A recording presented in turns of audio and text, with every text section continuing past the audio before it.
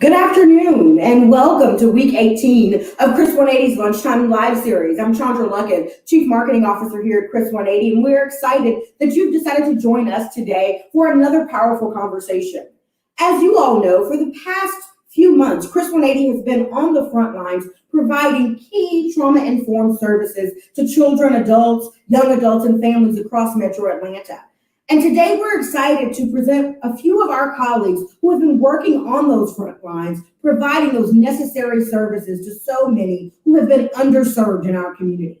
Today, they're going to highlight some of the things they have encountered while providing those services and making sure that we're able as an organization to meet the needs during this difficult time. So make sure that you join the conversation, that you like and comment and ask questions when you hear them discuss things that you want to be engaged with. I'm excited to present our three panelists today who will be talking through some of their work. First up is Kyle Smith, who is a community behavioral specialist with our school-based mental health program. Then we've got Tamika Askew, who is the program manager of our Westside Connect program. And we've got Patrick Lane, who is a chaplaincy intern with our spiritual health and wellness program. Take it away, Kyle. Yes, so I'm a part of the school-based mental health program over at Thomasville Heights. And it's a very rewarding experience. Also definitely comes with its challenges. I've been able to work with these families for over 4 years now. And I can say that, it's been a blessing. It's really helped me to define myself as a worker. I'm working there with the two therapists. And, basically before the pandemic, we were in school every day, being able to see everybody face to face, being able to work with them on the, therapy and behavioral coping skills. And, just really being able to see everyone every day, kind of took advantage of that. But since COVID has hit, it's been different in regards to having to redevelop those relationships and kind of like start from square one. But it's allowed us, I believe, to come closer. And it's allowed us to really take like a different scope of it. And, with that, it's definitely very challenging. As Chandra said, I'm Tamika, and I am the program manager with the Westside Connect resource program. We actually have a helpline with an approach to there's no wrong door.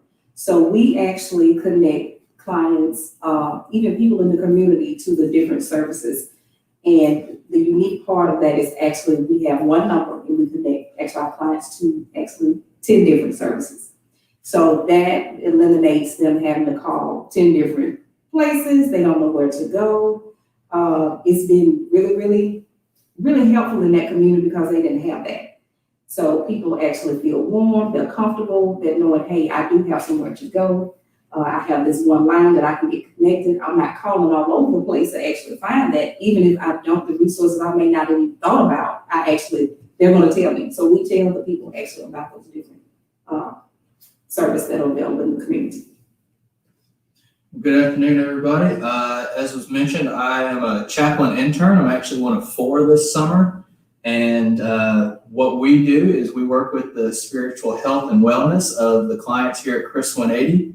I'm stationed over at the Spot Drop-In Center, real close to here, and we have folks stationed at the At Promise Center and at the Westside Empowerment Center, and all helping folks. And what we do is we sit, we listen, we provide care, and specifically with that of the spiritual base. But we also are here to listen to folks with any of the needs that they may have and help the staff where we can provide resources and care to the clients of Chris 180. So we want to start the conversation off with each of our panelists really addressing the question about how COVID-19 has impacted your program services.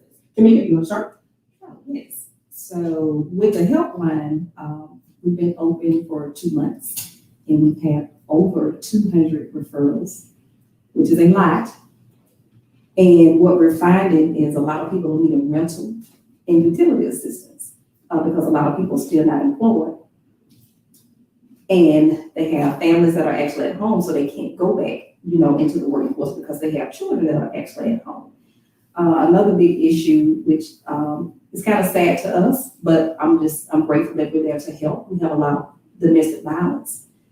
clients that have actually called in, and we've been able to actually refer them out to get them in emergency shelter. So that's what we've actually seen. And I think the big thing with that, people are having to stay at home. So when you had that 8 to 10 hours to avoid somebody, you can't do that anymore. So you're having to face that, and there's that conflict.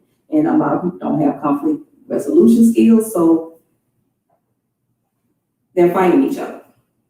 So we had over 20 in the past 2 months with those calls, which is alarming to me, even if it's just one.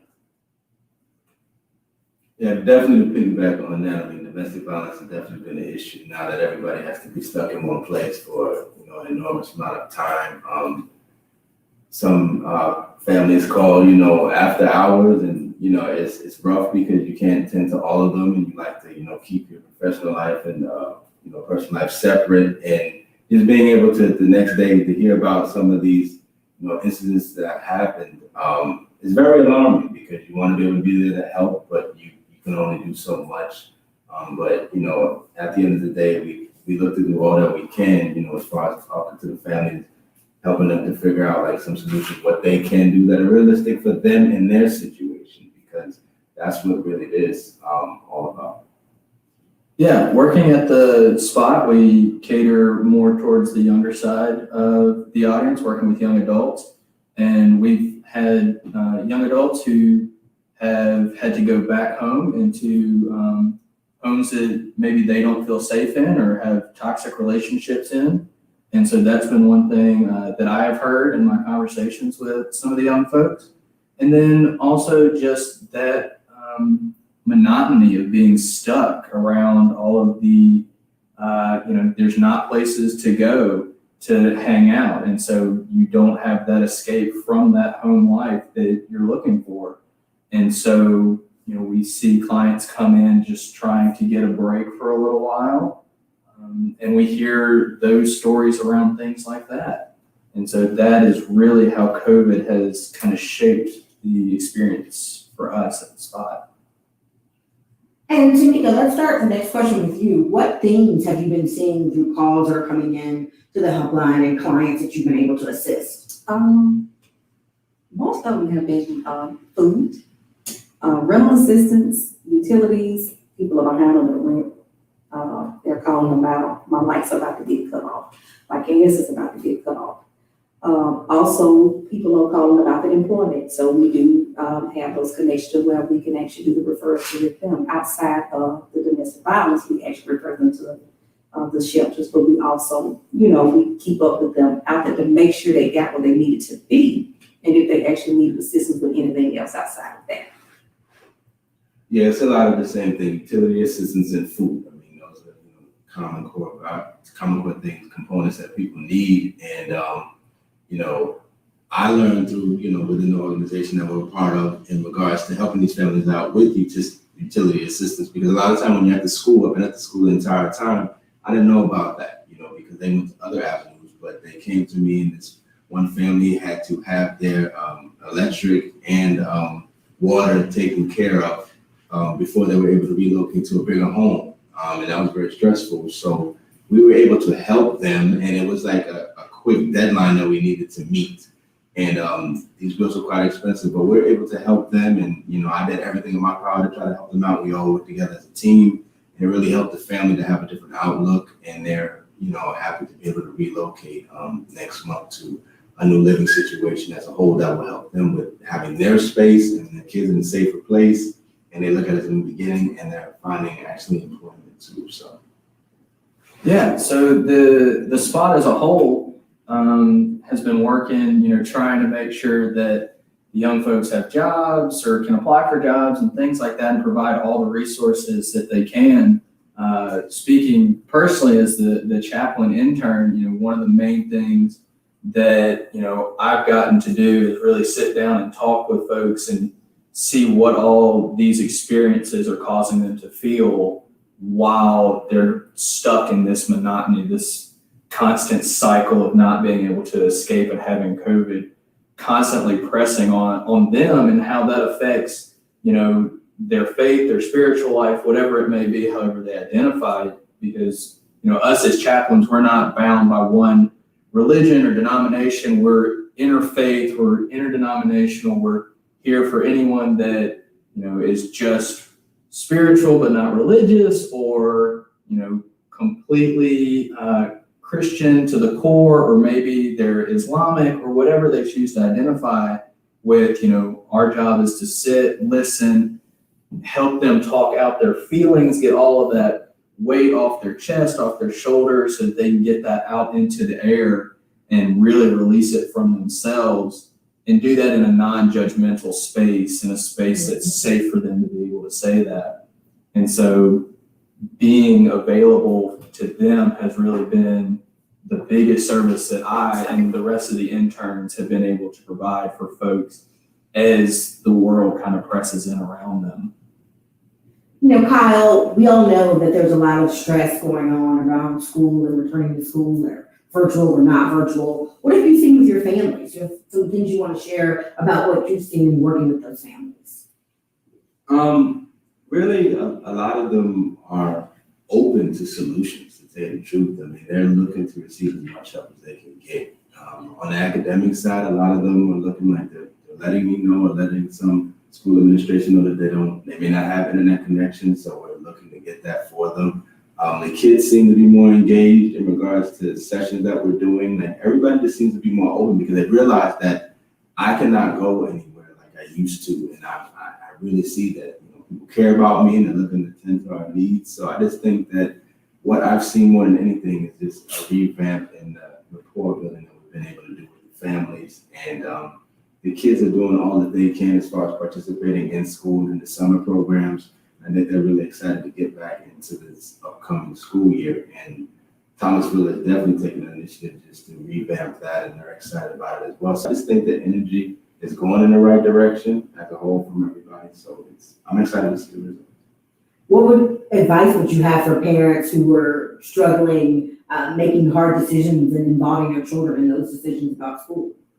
I would say to them that everybody is in the same boat in regards that this has never been done before. So just take it one moment, one day at a time, and that if you have any questions or concerns, people will do all that they can to address them so you can be successful.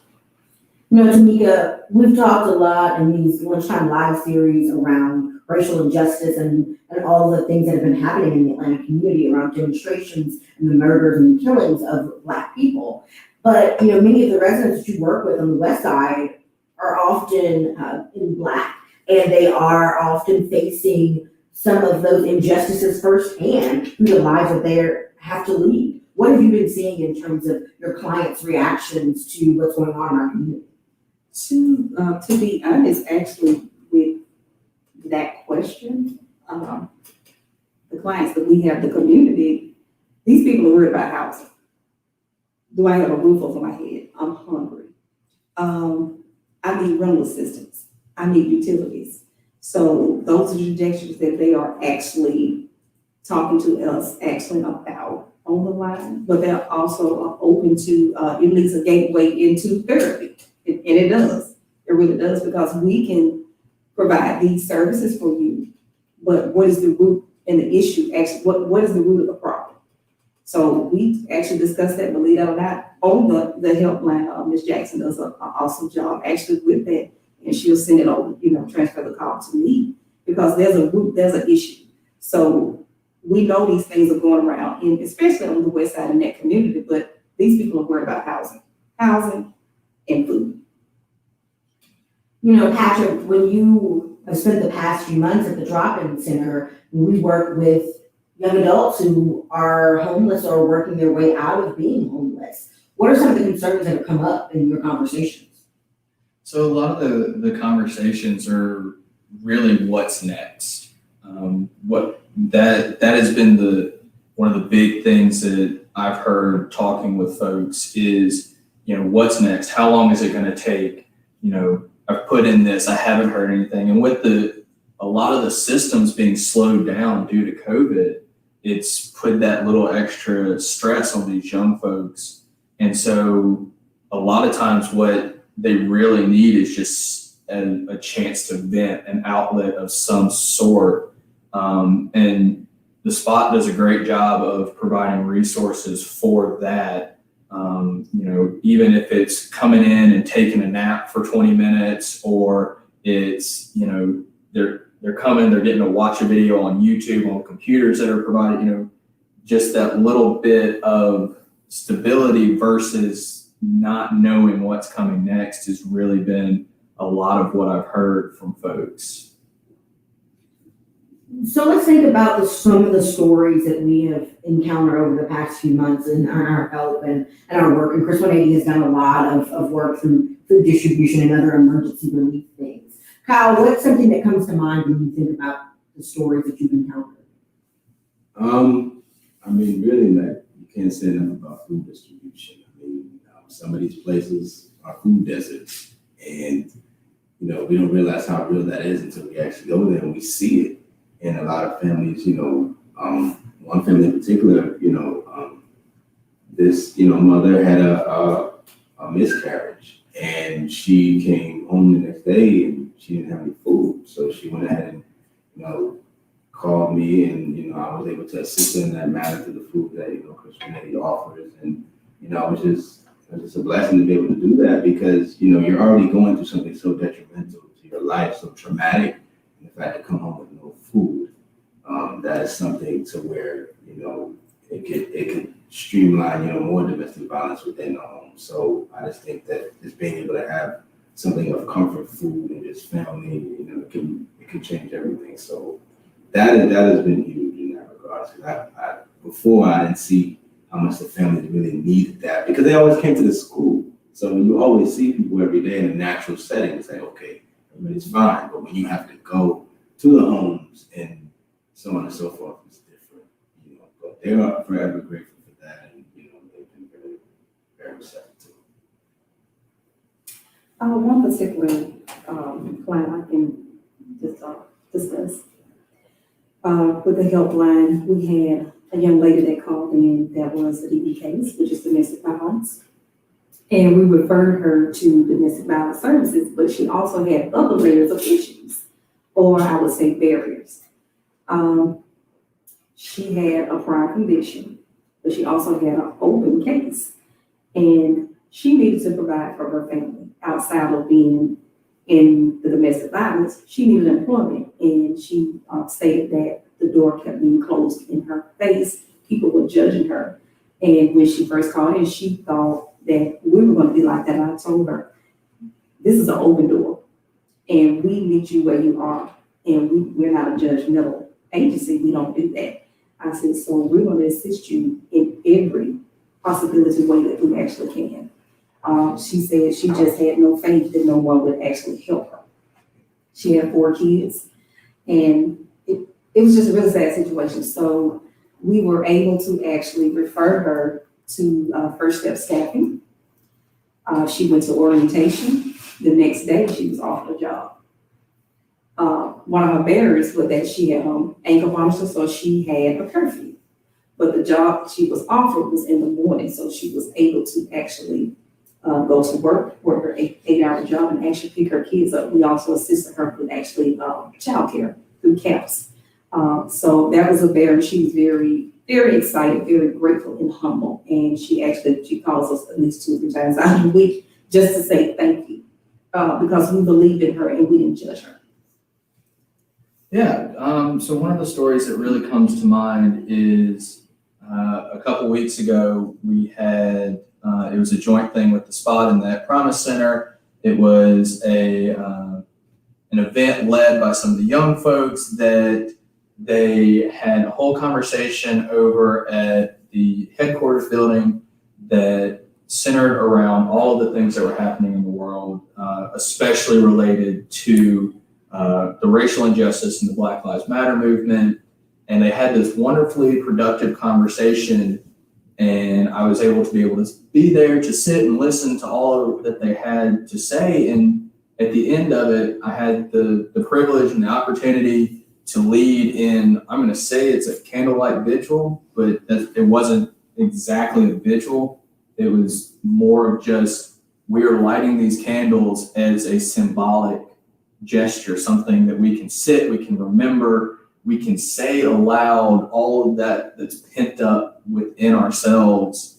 And, we had candles on the ground for the young folks to come up and to be able to light and to say their voice so that they know that they have power, that their voice is being heard, all of these things, because one of the things that I keep seeing is the young folks that we're working with, they're bombarded with all of this stuff that they're being told, all the stuff that they're seeing on social media, or, the older folks are doing whatever it may be, and they just don't know if they're being heard. They've got all of these pent up feelings and emotions and all this stuff, and they have no real healthy way to let it out. And this is just one of the ways that that me as a chaplain and the rest of us in the chaplain intern program have been able to sit and listen and to let those feelings out and know that they're heard for the benefit of these young folks and the older folks that we work with, because we care for both clients and staff here at Chris 180. So the next question I want to pose to you all is, what are some positive things? The work that we do as an organization can often be heavy, but we also get to see the best in people. What are some of the things that you have seen that have inspired you through the season? To make it more start. So I actually will start. So, and this actually happened today. Since I've been in this position, there's a homeless lady that sleeps out on the bricks, and I asked her every day that she needs assistance. She would always tell me no. We came in this morning, and she came in the office and she asked for help. She's been on the streets for over 10 years. She came in the office and asked for help.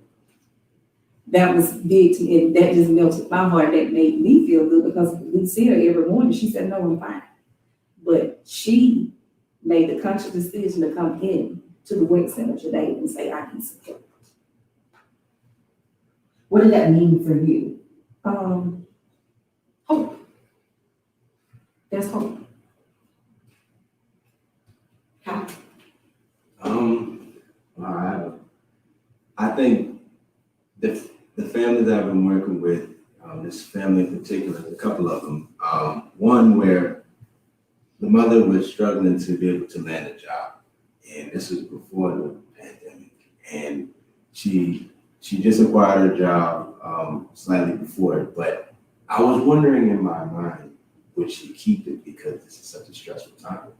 And when I called her, she was in a positive light. She was very happy, and she's like, "Yep, Mrs. Smith, I'm continuing with my job," and she's happy, and it's played a role in her kids feeling better as well. So I just think that it just helps the family as a whole. And they got a chance to take a vacation. They got a chance to get out. I was really happy about that because it was so much needed. It was very much needed. And the other family, like I said before, in regards to needing, utility assistance, they're being able to, find a new place to stay and being able to help their situation as a whole. So just being able to have new avenues and adventures for families, I think that's great. Yeah, so I know I keep harping on it, but the stories that the young folks have been able to tell have really been amazing and empowering. And one of the things that we recently did, it was a partnership with The Spot and with Story Muse, was a drive-in movie that featured several of the clients that are over at The Spot and at Summit Trail here with Chris 180. And it was really a chance for these young folks to put their stories out into the world, for them to see how powerful not only their stories were, but the impact that they can have on the people that hear these stories, see their stories. And, just little plug, it's up online. It premiered on YouTube on Monday, and I think there's going to be a link in the live chat right now if you really want to go watch it. It's awesome. I highly suggest it because it is their stories. It is highlighting their lives, the struggles and the good that has happened in their lives. And it was a really amazing thing to get to be a part of and see the excitement of those young folks and the passion that they brought into being able to tell their stories. That's amazing.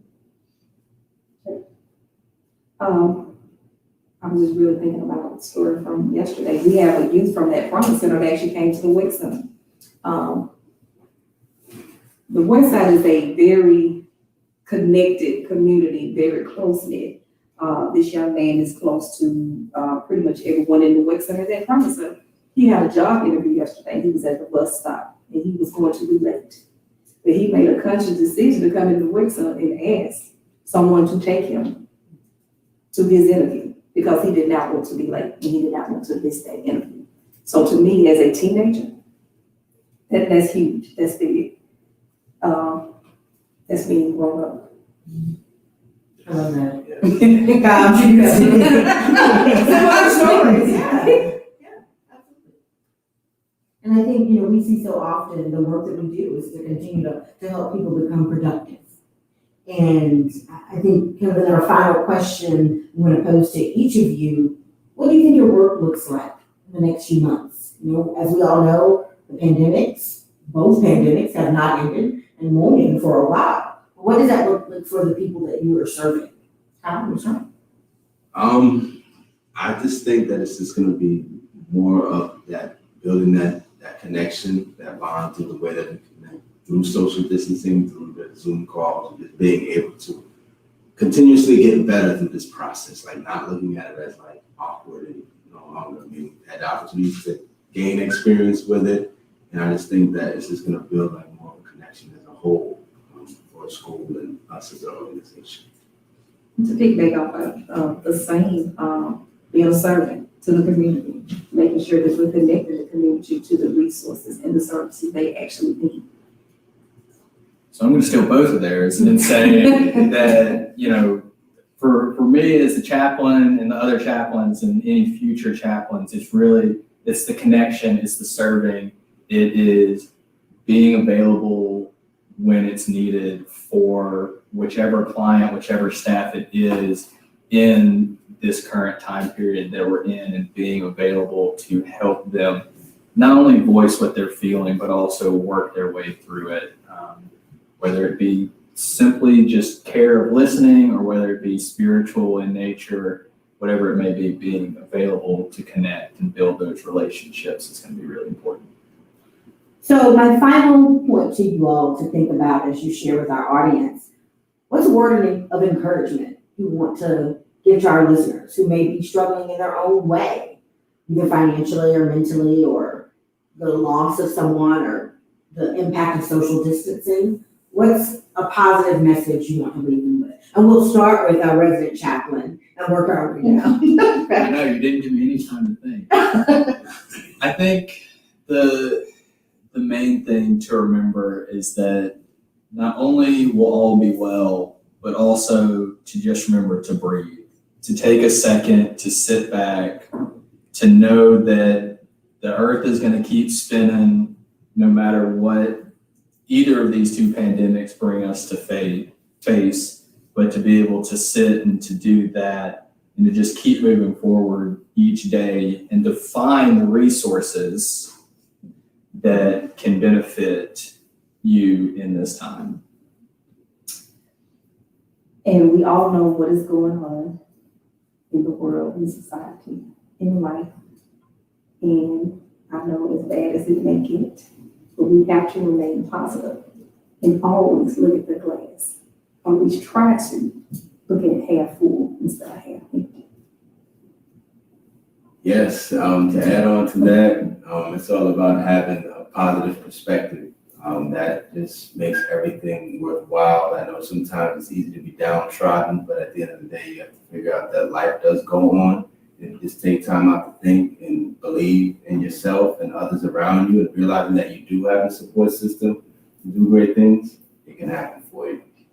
Well, what a perfect way to end today's conversation. I want to thank Patrick, Tamika, and Kyle for joining us today for this conversation. I hope that you all have gotten something out of it, and whether you're watching live or on the replay later on, make sure that you take time to heed their advice, to listen to them.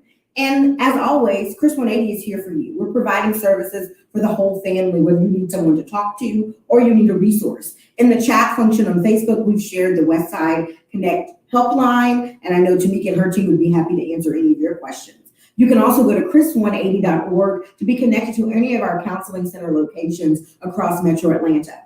And I just want to say before we close today that these three people, along with the hundreds of other employees of Chris 180, are true heroes that I am able to look up to every day for their true commitment, dedication, and passion for our community. We'll be honoring these heroes at our 20th annual Crystal Ball coming up in just a few short weeks on August 20th. You can join us virtually online, and all you have to do to register for free is to visit crystalball.org. That's CHRISTAL ball.org. We'll see you soon. Have a great day and a great week.